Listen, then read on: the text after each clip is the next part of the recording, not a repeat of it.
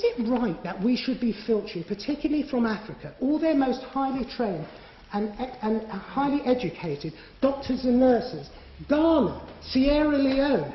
They're bitterly complaining. We educate all these people. What do? Immediately they qualify. They fill out a visa application form to bugger off here. No, not good. Not good for them. It's not the way forward. We should be there is need for someone in government to take a real grip of this situation, a long, hard look, and think it's about time we started to be decent to those people elsewhere and to look after our own.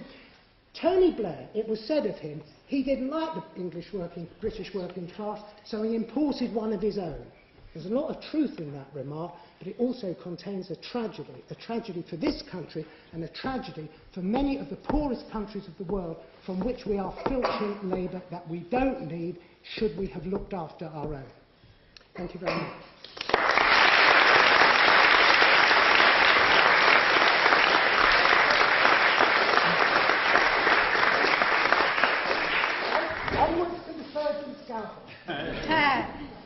Thank you very much, David.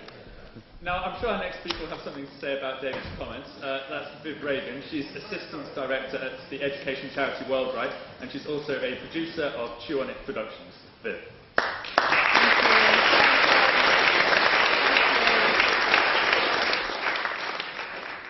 Hello, everybody. It's great to be here. I'd like to say thank you for Cambridge Union Society for organising such an important debate.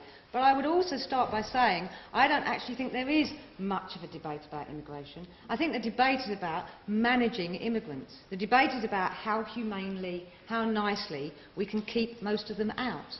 And the one question that could spark the real debate is a question that few are willing to ask, which is why do we need to control immigration anyway?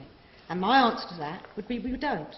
My answer would be we should open up our borders and we should fight for the free movement for all. No ifs, no point systems, no buts, no categories. And we should do this because the freedom of movement should be enjoyed universally, because it is in our interest. It's in all our interest to do so. And yet in a time when it's perfectly possible to do it. We fly around the world, we talk to people from the other side of the world. They might not be able to meet us and come to our country, but we can do that. We fly to the moon. In other words, we can do fantastic things right now. And yet we are debating about closing down our options. Enoch Powell, long dead. Far right, irrelevant. Replaced, however, by new arguments, politically correct arguments. And I would argue that these new arguments we need to challenge because they're even more anti-human, and they will close down things even more. And everyone's at it. So the politically correct are really worried about overpopulation and the pressure on the planet. The NGOs want to save immigrants because of the bad men lurking around every corner. And our political parties are counting people, and they're looking at them for their cash value contribution.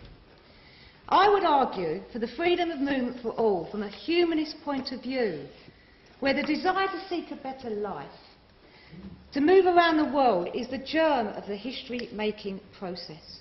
Without it, we would all stand still. The fact that immigrants refuse to be passive victims of their circumstances. They want to take control of their lives. They're not going to let the blob of land that they were born on, something that they had no choice in, restrict their lives. And I think, actually, this is a shining example of what makes us human. You know, the seeking out of new worlds, of a better life, shows us at our best, us humans, because we're showed as risk-takers, trailblazers, masters of our own destiny. And so where you stand in this immigration debate is an important one, because it tells you how much you believe in the history-making process. Now, I'm not saying that this is an easy argument today, especially because we live in a time when the dominant mood in the West is a very deeply pessimistic one about us humans. So we worry about the footprints we leave on the planet. We see ourselves as destroyers rather than creators, thinkers, producers. And from the local to the global, we are constantly bombarded with the fact, or should I say the myth, that we're limited, and these limits are static. And we can't really change anything anymore. And we shouldn't fall for this. We shouldn't lower our expectations of what is possible. And I think we should look forward to more people, because more people are more pair of hands, more creators, more thinkers, more brain cells. More people means more allies, more mates, more love affairs. Now, to start with, I want to say to you, please can we not have another ministry of silly, silly numbers? It's just inhumane. It's insane to categorise humans, to create a hierarchy of human beings. And squabble over people's cash value. It's just a really silly idea. I am not saying, which Matthew will be going with, that the economic argument for opening up the borders is irrelevant. It's not. It's critical. It's really, really important. I'm not going to be arguing that, though, because you know what? It's not politics, it's maths. It's the political arena, people, that we need to make the decisions about where we stand on our common humanity. And so, yes, absolutely, the market treats us as commodities. But is that it? So the market runs us, does it? It controls us. But what about us? Aren't we the decision makers? Aren't we producers? Aren't we creators?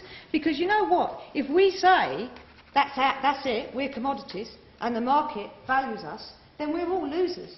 The highest paid person is only one pay slip away from being devalued. So I think we're obsessing about the economics because we don't actually think we can grow the cake bigger anymore.